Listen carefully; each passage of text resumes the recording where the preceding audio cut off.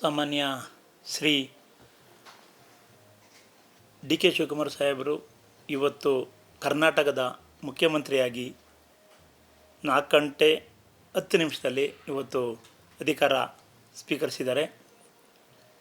ಅವ್ರಿಗೆ ಈ ಒಂದು ಮಾಧ್ಯಮದ ಮುಖಾಂತರ ಅಭಿನಂದನೆ ಸಲ್ಲಿಸ್ತಾ, ಹಾಗೂ ನಮ್ಮ ಕ್ಯಾಬಿನೆಟ್ ಮಂತ್ರಿಗಳಾಗಿ ಯಾರು ಇವತ್ತು ಪ್ರಮಾಣ ವಚನ ಸ್ವೀಕರಿಸಿದ್ದಾರೆ ಅವ್ರಿಗೂ ಸುಧಾ ಅಭಿನಂದನೆ ಸಲ್ಲಿಸ್ತಾ, ಹಾಗೂ 2ನೇ ಬಾರಿ ಉಪಮುಖ್ಯಮಂತ್ರಿಯಾಗಿ ಪರಮೇಶ್ವರ್ ಅವರು ಸುಧಾ ಇವತ್ತು ಕ್ಯಾಬಿನೆಟಲ್ಲಿ ಉಪಮುಖ್ಯಮಂತ್ರಿಯಾಗಿ ಅಧಿಕಾರ ಸ್ವೀಕಾರ ಮಾಡಿದ್ದಾರೆ.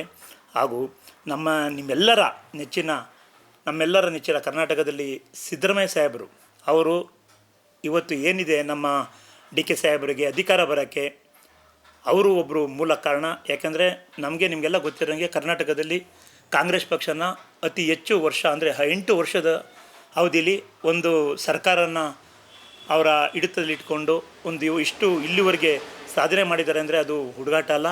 ಯಾಕಂದರೆ ಸಿದ್ದರಾಮಯ್ಯ ಸಾಹೇಬರು ಏನು ಸಿದ್ದರಾಮಯ್ಯನವರು ಏನು ಬಡವರಿಗೆ ಅವ್ರು ಮಾಡಿದ್ದಾರೆ, ಹಾಗೂ ರೈತರು ಸಂಬಂಧಪಟ್ಟಂಗೆ ಏನು ಅವರು ಎಲ್ಲ ಸಾಲ ಮನ್ನಾ ಇರ್ಬೋದು, ಏನೇನು ಅವರು ಕೊಡುಗೆಗಳು ಕೊಟ್ಟಿದ್ದಾರೆ, ಅವೆಲ್ಲ ಕಾರಣಗಳು ಇವತ್ತು ಕರ್ನಾಟಕ ಸರ್ಕಾರದಲ್ಲಿ ನಮ್ಮ ಸಿದ್ದರಾಮಯ್ಯವ್ರಿಗೆ ಸಲ್ಲಬೇಕು. ಹಾಗೇ ಸುಧಾ ಇವತ್ತೇನು ಅವರು ಮಾತಿನ ಈ ಹಸ್ತಾಂತರ ಏನು ನಮ್ಮ ಡಿ ಕೆ ಸಾಹೇಬ್ರಿಗೆ ಏನು ಹಸ್ತಾಂತರ ಕೊಡಬೇಕು ಅಂತ ಏನು ಮಾತಾಗಿತ್ತು, ಅದನ್ನು ಸುಧಾ ಅವರು ಆ ಟೈಮ್ಗೆ ನಡ್ಕೊಂಡು ಇವ್ರಿಗೆ ಹಸ್ತಾಂತರ ಮಾಡಿದ್ದಾರೆ. ಇದಕ್ಕೆಲ್ಲ ಕಾರಣ ಸಿದ್ದರಾಮಯ್ಯರಿಗೆ ನಾವೆಲ್ಲ ಸುಧಾ ಈ ಒಂದು ಮಾಧ್ಯಮದ ಮುಖಾಂತರ ನಾನು ನಮ್ಮ ಹುಣಸೂರಿನ ಜನತೆ ಪರವಾಗಿ ಎಲ್ಲರೂ ನಾವು ಅವ್ರಿಗೆ ಅಭಿನಂದಿಸುತ್ತಾ, ಹಾಗೂ ಜೊತೆಗೆ ಡಿ ಕೆ ಸಾಹೇಬರು ಈ ಸರ್ಕಾರ ಬರೋಕ್ಕೆ ನಿಮಗೆಲ್ಲರಿಗೂ ಗೊತ್ತು ಈ ಸತಿ ಎಷ್ಟು ಕಷ್ಟಪಟ್ಟಿದ್ದಾರೆ. ಯಾಕಂದರೆ ಜೋಡೆತ್ತು ಥರನೇ ಸಿದ್ದರಾಮಯ್ಯವ್ರು ಇರ್ಬೋದು, ಡಿ ಕೆ ಸಾಹೇಬ್ರು ಇರ್ಬೋದು, ಇಬ್ಬರು ಸುಧಾ ಈ 3 ವರ್ಷದ ನಂತರ ಹಿಂದೆ ಏನು ಚುನಾವಣೆ ಆಯಿತು ಅವತ್ತು ನೀವು ಇಡೀ ಕರ್ನಾಟಕದಲ್ಲಿ ಡಿ ಕೆ ಸಾಹೇಬ್ರು ಕರೆಕ್ಟಾಗಿ ಹೇಳಿದರು, ನಾನು 135ರಿಂದ 138 ಸ್ಥಾನನ ತಗೊಂಡು ಬರ್ತೀವಿ ನಮ್ಮ ಕನ್ನಡ ಸರ್ಕಾರ ಅಂತ. ಅದೇ ರೀತಿ ಅಲ್ಲಿ ಅಷ್ಟಕ್ಕೆ ಬಂದು ನಿಂತ್ಕೋತು. ಅದೇ ರೀತಿ ಅವತ್ತು ಚಾಲೆಂಜ್ ಮಾಡಿ ಈ ಸರ್ಕಾರನ ತಗೊಬಂದರು.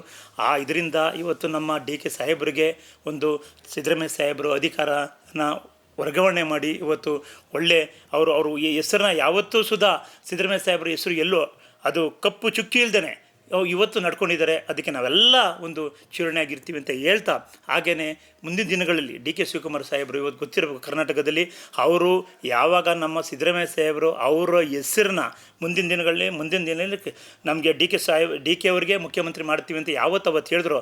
ಆವತ್ತಿನ ದಿನದಲ್ಲೇ ನೀವು ನೋಡಿದಿರಿ ಕರ್ನಾಟಕದಲ್ಲಿ ಮಳೆ ಬೆಳೆ ಯಾವ ಥರ ಮಳೆ ಬೀಳ್ತಾ ಇದೆ ಅಂತ ನಿಮಗೆ ಗೊತ್ತು. ಶುಭ ಸೂಚನೆ ಮಳೆ ಅಲ್ಲಿಂದನೇ ಆಗಿದೆ. ಅದ್ರ ಜೊತೆಗೆ ನಿಮಗೆ ಗೊತ್ತು ಈಗ 2-3 ದಿನ ಹಿಂದೆಯೇ ನಮ್ಮ RCB ಕರ್ನಾಟಕದ ಅದು ಸುಧಾ ನಮ್ಮ ಡಿ ಕೆ ಸಾಹೇಬರ ಹೆಸರು ಹೇಳಾದ್ಮೇಲೆ ಆ ಕರ್ನಾಟಕದ RCB ಏನು ನಮ್ಮ ಕ್ರಿಕೆಟ್ ಅದೂ ಸುಧಾ ಗೆದ್ದಿದೆ.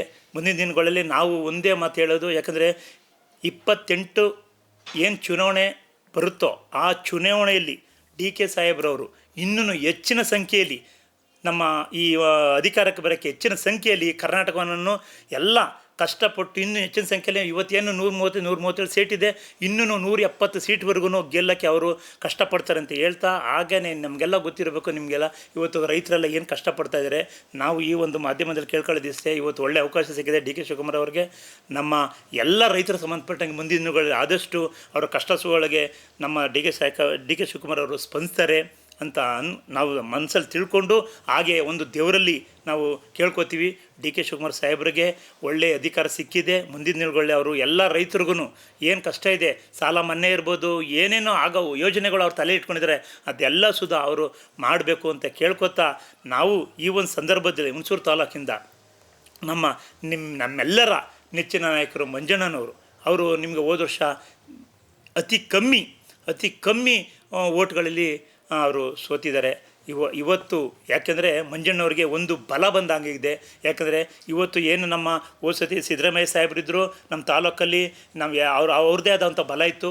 ಇವತ್ತು ಏನು ಈ ಅಧಿಕಾರ ಕೊಟ್ಟಿದ್ದಾರೆ ಸಿದ್ದರಾಮಯ್ಯ ಸಾಹೇಬರು ಡಿ ಕೆ ಶಿವಕುಮಾರ್ ಅವ್ರಿಗೆ, ಅದು ಇನ್ನೂ ಸುಧಾ ನಮ್ಮ ಎಲ್ಲರ ಒಕ್ಕಲಿಗರ ಬಲ ಈ ಸತಿ ತಾಲೂಕಲ್ಲಿ ಅವ್ರಿಗೆ ಮಂಜಣ್ಣವ್ರಿಗೆ ನೆಕ್ಸ್ಟ್ ಬರುತ್ತೆ. ಜೊತೆಗೆ ನಾವೆಲ್ಲ ಇದ್ದೀವಿ, ನಮ್ಮ ಮುಖಾಂತರನೂ ಸುಧಾ ಅವ್ರಿಗೆ ಮುಂದಿನ ದಿನಗಳಲ್ಲಿ ಮಂಜಣ್ಣವ್ರಿಗೂ ಸುಧಾ ಈ ಒಂದು 28ಕ್ಕೆ ಅವರು ಜಯಶೀಲರಾಗೋಕ್ಕೆ ಇವತ್ತು ಇದೊಂದು ಕಾರಣ ಅಂತ ಈ ಸಂದರ್ಭದಲ್ಲಿ ಹೇಳ್ತಾ, ನಾವು ಮಂಜಣ್ಣವ್ರಿಗೂ ಸುಧಾ ನಾವು ಈ ಸಂದರ್ಭದಲ್ಲಿ ಮುಂದಿನ ದಿನಗಳಲ್ಲಿ ಮಂತ್ರಿ ಮಾಡೋಕ್ಕೆ ಅವಕಾಶಗಳು ಸಿಗುತ್ತೆ ಅಂತ ಹೇಳ್ತಾ, ಹಾಗೇ ನಾವು ಸುಧಾ ಏನು ನಮ್ಮ ಒಂದು ಹುಣಸೂರು ತಾಲೂಕಲ್ಲಿ ನಾನು ಸುಧಾ ಒಂದು 8-10 ವರ್ಷಗಳಿಂದ ಏನು ನಾವು ಸುಧಾ ಮಂಜಣ್ಣವ್ರ ಜೊತೆ ಕೈ ಜೋಡಿಸಿ ಏನು ಸಂಘಟನೆ ಮಾಡ್ಕೊಬತ್ತಾ ಇದ್ದೀವಿ, ಅದೇ ರೀತಿ ನಾನು ಈ ಡಿ ಕೆ ಶಿವಕುಮಾರ್ ಸಾಹೇಬ್ರದ್ದು ಇವತ್ತೇನು ಅವ್ರದ್ದೊಂದು ಪ್ರಮಾಣ ವಚನ ಮಾಡಿದ್ದೀವಿ. ಈ ಆಚರಣೆಯಿಂದ ನಾವು ಸುಧಾ ಕರ್ನಾಟಕದಾದ್ಯಂತ ಎಲ್ಲ ಕಡೆಯೂ ಆಚರಣೆ ಮಾಡ್ತಾಯಿದ್ದಾರೆ. ನಾವು ಸುಧಾ ಇವತ್ತೇನು 4 ಗಂಟೆ 10 ನಿಮಿಷದಲ್ಲಿ ಅವರ ಪ್ರಮಾಣ ವಚನ ಸ್ವೀಕರಿಸಿದ್ದಾರೆ.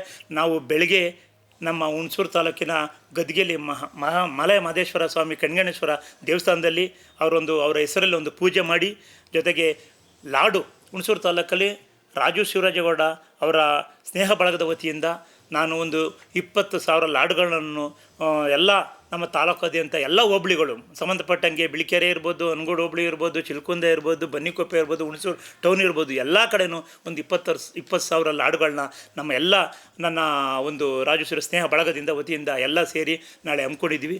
ದಯಮಾಡಿ ನಾನು ಹುಣಸೂರು ತಾಲೂಕು ಜನಗಳಿಗೆ ಹೇಳೋದಿಷ್ಟೇ, ತಾವೆಲ್ಲ ಕೈ ಜೋಡಿಸಿ ನಮ್ಮ ಮಂಜಣ್ಣವರ ಅವರ ಸ್ನೇಹ ಜೀವಿ ಬಳಗದಿಂದ ಹಾಗೂ ರಾಜು ಶಿವರಾಜರ ಸ್ನೇಹ ಬಳಗದಿಂದ ಎಲ್ಲರೂ ಸೇರಿ ನಮ್ಮ ಕಾಂಗ್ರೆಸ್ಸು ಸಂಬಂಧಪಟ್ಟಂಗೆ ಎಲ್ಲ ಅಧಿಕಾರಿಗಳು ನಮ್ಮ ಪದಾಧಿಕಾರಿಗಳು ಎಲ್ಲರೂ ಸೇರಿ ನಾಳೆ ಹಮ್ಮಿಕೊಂಡು ಈ ಒಂದು ಆಚರಣೆನ ಹಮ್ಮಿಕೊಂಡಿದ್ದೀವಿ. ತಾವುಗಳೆಲ್ಲ ಸುಧಾ ಈ ಒಂದು ಟಿವಿಯ ಮಾಧ್ಯಮದ ಮುಖಾಂತರ ನಾನು ಹೇಳ್ತಾ ಇದ್ದೀನಿ, ತಾವೆಲ್ಲ ಬಂದು ಈ ಒಂದು ಕಾರ್ಯನ ಯಶಸ್ವಿಗೊಳಿಸ್ಬೇಕಂತ ಕೇಳ್ಕೊತಾ ನಾನು ಮುಗಿಸ್ತೀನಿ. ಜೈ ಹಿಂದ್, ಜೈ ಕರ್ನಾಟಕ. ಅದೇ ಸರ್, ಹಲವಾರು ಪ್ರಶ್ನೆಗಳಿದೆ ನಿಮಗೆ. ಡಿ ಕೆ ಶಿವಕುಮಾರ್ ಅವರು ಇವತ್ತಿನ ದಿವಸ ಅವರು ಚೀಫ್ ಮಿನಿಸ್ಟರ್ ಅವ್ರದ್ದು ತಗೋತಾ ಇದ್ದಾರೆ, ಪ್ರಮಾಣ ವಚನ ತಗೋತಾ ಇದ್ದಾರೆ. ಈ ಮುಂದಿನ ದಿವಸಗಳಲ್ಲಿ ಹೇಗೆ ಅವರು ಅಭಿವೃದ್ಧಿ ಕಾರ್ಯಗಳು ಈಗ ನೋಡ್ತಾ ಇರ್ಬೋದು. ನಿಮ್ಮ ಮೈಸೂರಿನ ಭಾಗದಲ್ಲೇ ತಗೊಂಡ್ರೆ ರಾಮಕೃಷ್ಣ ನಗರ ಮುಖ್ಯ ರಸ್ತೆ, ಇದು ಸುಯೋಗ ಆಸ್ಪತ್ರೆ ಮತ್ತೆ ಅದು ಹೋಗಿ ಆಂದೋಲನ ಸರ್ಕಲ್ ಸೇರುತ್ತೆ. ಈ ಭಾಗದಲ್ಲಿ ಸ್ವಲ್ಪ ಅನೇಕ ಕಂಪ್ಲೇಂಟ್ಸ್ಗಳಿದ್ದಾವೆ. ಈ ಅಭಿವೃದ್ಧಿ ಕಾರ್ಯಗಳಿಗೆ ಅವ್ರು ಯಾವ ಥರ ಸ್ಪಂದಿಸ್ಬೋದು ಮುಂದಿನ ದಿವಸಗಳಲ್ಲಿ ಅವರ ಕ್ಷೇತ್ರದ MLA ಜೊತೆ ಇದು ಮಾಡಿ? ಈಗ ಅದು ನೀವು ಹೇಳ್ದಂಗೆ ಒಳ್ಳೆ ಪ್ರಶ್ನೆ ಕೇಳಿದ್ರಿ. ಆದರೆ ಒಂದು ನಾನು ಹೇಳೋಕ್ಕೆ ಇಷ್ಟಪಡ್ತೀನಿ. ಈಗ ನೋಡಿ, ಇವು ರಸ್ತೆಗಳನ್ನ ಮೊದಲು ಹೆಂಗಿತ್ತು, ಈಗ ಅದನ್ನು ಕ್ರೋಢೀಕರಣ ಮಾಡಿ ಎಲ್ಲ ವಾಟರ್ ಪೈಪ್ಲೈನ್ ಇರ್ಬೋದು, UGD ಇರ್ಬೋದು, ಎಲ್ಲ ಸಮಸ್ಯೆಗಳು ಏನಿತ್ತು ಇಲ್ಲಿ ಸಂಬಂಧಪಟ್ಟಂಗೆ ಅದನ್ನು ಕರೆಕ್ಷನ್ ಮಾಡಿ ತಿರ್ಗಾ ತೊಂದರೆ ಆಗಬಾರ್ದು ಯಾರಿಗೂ ಅಂತೇಳಿ ಅದನ್ನು ಮಾಡಿ ತಿರ್ಗಾ ರೋಡ್ ಮಾಡ್ತಾಯಿದ್ದಾರೆ. ಯಾಕೆಂದರೆ ಜನಗಳಿಗೆ ಏನಾಯ್ತದೆ, ರೋಡ್ ತೆಗ್ದಾಕ್ಬಿಟ್ರು, ಕಿತ್ತಾಕ್ಬಿಟ್ರು, ಮಾಡಲಿಲ್ಲ ಅಂತ ಇದ್ದಾರೆ. ಆದರೆ ಹಿಂದೆ ಏನಾಯ್ತಿದ್ದು ತೊಂದರೆಗಳು ಅವೆಲ್ಲ ಪ್ರತಿಯೊಂದು ಮನೆಗಳಿಗೂ ಆಗಬಾರ್ದು ಅಂಥೇಳಿ ಅವರು ವಾಟರ್ ಕಲೆಕ್ಷನ್, UGD ಕಲೆಕ್ಷನ್ ಎಲ್ಲ ತೊಂದರೆ ಆಗ್ತಾರಿಂದ ಅದನ್ನು ಫಸ್ಟು ಅಗ್ದು ಎಲ್ಲ ಕ್ಲೀನ್ ಮಾಡಿ ಕೆಲಸಗಳು ಮಾಡ್ತಾಯಿದ್ದಾರೆ. ಈಗಾಗಲೇ ನೋಡ್ತಾ ಇರ್ಬೋದು, ಆಗಲೇ ಈಗ ಮಳೆ ಬರ್ತಾಯಿದೆ ಅಂಥೇಳಿ ಆಗಲೇ ರೋಡ್ ಕೆಲಸ ಎಲ್ಲ ಫಿನಿಶಿಂಗ್ ಮಾಡಿ ರೋಡ್ ಕೆಲಸ ಮಾಡ್ತಾಯಿದ್ದಾರೆ. ನಮ್ಗೆ ಗೊತ್ತಿರೋಂಗೆ ನಿಮ್ಗೆ ಗೊತ್ತಿರಬೇಕು, ಡಿ ಕೆ ಶಿವಕುಮಾರ್ ಅವರು ಬಂಡೆ ಅಂತಲೇ ಅವ್ರಿಗೆ ಹೆಸರು. ಅವರು ಯಾವ್ದಕ್ಕೂ ಎದುರಲ್ಲ, ಕೆಲಸ ಮಾಡ್ತಾರೆ ಅಂತ ಒಂದು ನಮಗೆ ಫುಲ್ ನಂಬಿಕೆ ಇದೆ. ಅದೊಂದು ನಂಬಿಕೆಯಲ್ಲಿ ನಾವು ಈ ಒಂದು ಇದು ಮಾಡ್ತೀವಿ. ಮತ್ತೆ ಗ್ರೇಟರ್ ಬೆಂಗಳೂರು ಅಂತ ಮಾಡ್ತಾ ಇದಾರಲ್ಲ, ಅಲ್ಲಿ ಕನಕಪುರ ಮತ್ತೆ ರಾಮನಗರ ಮತ್ತೆ ಬಿಡದಿ ಅಲ್ಲಿ ರೈತರ ಜಮೀನನ್ನ ವಶಪಡಿಸ್ಕೊಳ್ಳಕ್ಕೆ ಹೊರಟಿದ್ದಾರಂತೆ ಅಂತ ಕೇಳ್ಪಟ್ಟೆ ಮೊನ್ನೆ ಸುದ್ದಿವಾಹಿನಿಲಿ. ಅದು ಎಷ್ಟು ಮಟ್ಟಿಗೆ ಸತ್ಯ? ಯಾಕೆಂದ್ರೆ ರೈತರು ಇವತ್ತಿನ ದಿವಸ ಇಲ್ಲ ಅಂದ್ರೆ ನಾವು ಅನ್ನ ತಿನ್ನಕ್ಕಾಗಲ್ಲ. ಅದಕ್ಕೋಸ್ಕರ ಇದಕ್ಕೆ ಏನು ಹೇಳಲಿಕ್ಕೆ ಬಯಸ್ತೀರಾ ನೀವು? ಸರ್, ಈಗ ನಾನು ಒಬ್ಬ ರೈತರ ಮಗನೇ. ಏನಾಗಿದೆ ಅಂದರೆ, ಒಂದು ಹಳ್ಳಿ ಇರುತ್ತೆ, ಹಳ್ಳಿ ಬೆಳೀತಾ ಬೆಳೀತಾ ಜನಗಳಿಗೆ ನಮ್ಮ ಜಮೀನು ನಾವೇ ನಮ್ಮ ಮಕ್ಕಳಿಗೆ ಸೈಟ್ ಬೇಕು, ಮನೆ ಬೇಕು ಅಂದ್ರೆ ನಮ್ಮ ಜಮೀನಲ್ಲಿ ಹೆಂಗೆ ನಾವು ಮನೆ ಕಟ್ಕೊಳ್ತೀವಿ, ಅದೇ ರೀತಿ ಈ ಸಿಟಿ ಅನ್ನೋದು ಬೆಳೀತಾ ಹೋಗ್ಬೇಕಾದ್ರೆ ಅವಶ್ಯಕತೆ ಜನಗಳದ್ದು ಬೇಕೇ ಬೇಕಾಗುತ್ತೆ. ಯಾವುದು ಉದಾಹರಣೆ ಜಮೀನುಗಳು. ಈಗ ಬೆಂಗಳೂರು ನೀವು ನೋಡಿರ್ಬೋದು ಎಷ್ಟು ಜನಸಂಖ್ಯೆ ಇದೆ ಅಂತ. ನಾವು ಇವತ್ತು ಅದನ್ನು ಡಿ ಕೆ ಶಿವಕುಮಾರ್ ಸಾಹೇಬರು ಕೈ ಎತ್ಕೊಂಡು ಮುಂದಿನ ದಿನಗಳು ತೊಂದರೆಗಳನ್ನ ಈಗಲೇ ಅದನ್ನು ಸರಿಪಡಿಸ್ಬೇಕು ನಮ್ಮದು ಅಂತ ಹೇಳಿ ಅವರು ಮಾಡ್ತಾಯಿದ್ದಾರೆ. ಅದನ್ನು ಜನ ಅರ್ಥ ಮಾಡ್ಕೋತಾ ಇಲ್ಲ. ಏನು ಹೇಳ್ತಾ ಇದ್ದಾರೆ, ಇಲ್ಲ ರೈತರಿಂದ ಜಮೀನು ಇತ್ತು, ಸ್ವಂತಕ್ಕೋಸ್ಕರ ಡಿ ಕೆ ಶಿವಕುಮಾರ್ ಅವರು ತಗೋತಾ ಇಲ್ವಲ್ಲ. ಮುಂದಿನ ದಿನಗಳಲ್ಲಿ ಬೆಂಗಳೂರು ಅಭಿವೃದ್ಧಿ ಆಗಬೇಕು. ನೀವು ನೋಡ್ತಾ ಇರ್ಬೋದು, ರೈತರ ಮಕ್ಕಳಾಗಿ ಯಾಕೆ ಇರಬೇಕು? ಈಗ ನೋಡ್ತೀವಿ, ರೈತರ ಮಕ್ಕಳೆಲ್ಲ ಒಳ್ಳೊಳ್ಳೆ ನಮಗೆ ಸುಧಾ ಎಲ್ಲರೂ ಒಂದು ಕೆಲಸ ಕೊಡ್ಕೊಡಿ ಎಷ್ಟು ಜನ ಕೇಳ್ತಾರೆ. ನಾವೆಲ್ಲ ರೈತರ ಮಕ್ಕಳಾಗಿ ಇರಬೇಡಿ ಅಂತೇಳಿ ನಾವೇ ಕೆಲಸಗಳು ಕೊಡಿಸಿದ್ದೀವಿ. ಈಗ ಆ ಥರ ಕೆಲಸ ಕೊಡಬೇಕಾದ್ರೆ ರೈತರುಗಳು ನೀವು ಜಮೀನು ಮಾಡ್ದೇ ಅದನ್ನು ಒಳ್ಳೊಳ್ಳೆ ಕಂಪ್ನೀಸ್ ಬರ್ತದೆ ಬೆಂಗಳೂರಲ್ಲಿ, ಜಾಗ ಯಾರು ಕೊಡ್ತಾರೆ? ಎಲ್ಲಿದೆ ಗೌರ್ಮೆಂಟಲ್ಲಿ ಜಾಗ? ಅದರಿಂದ ಮುಂದಿನ ದಿನಗಳಲ್ಲಿ ಇವೆಲ್ಲ ಒಳ್ಳೇದಾಗಬೇಕಂತ ಹೇಳಿ ಡಿ ಕೆ ಶಿವಕುಮಾರ್ ಅವರು ಈ ಕೆಲಸ ಮಾಡ್ತಾಯಿದ್ದಾರೆ. ಅದನ್ನು ನಿಧಾನವಾಗಿ ನಾವು ರೈತರ ಮಗನಾಗ ನಾವೆಲ್ಲ ಯೋಚನೆ ಮಾಡಬೇಕು. ಯಾಕಂದರೆ ನಮ್ಮ ಮಕ್ಕಳು ಸುಧಾ ರೈತರಾಗೇ ಇರಬೇಕು ಅನ್ನೋದಿಲ್ಲ. ಮುಂದಿನ ದಿನ ಒಳ್ಳೇದಾಗಬೇಕು ಅಂದಾಗ ಇವೆಲ್ಲ ನಾವು ಸೋರಿಸ್ಕೊಂಡು ಹೋಗ್ಬೇಕಾಗತ್ತೆ ಅಂತ. ಈಗ ಮೈಸೂರು ಜಿಲ್ಲೆಯಲ್ಲಿ ಸಚಿವರಾಗಿ ಯಾರು ಅಂದರೆ ಲೈಕ್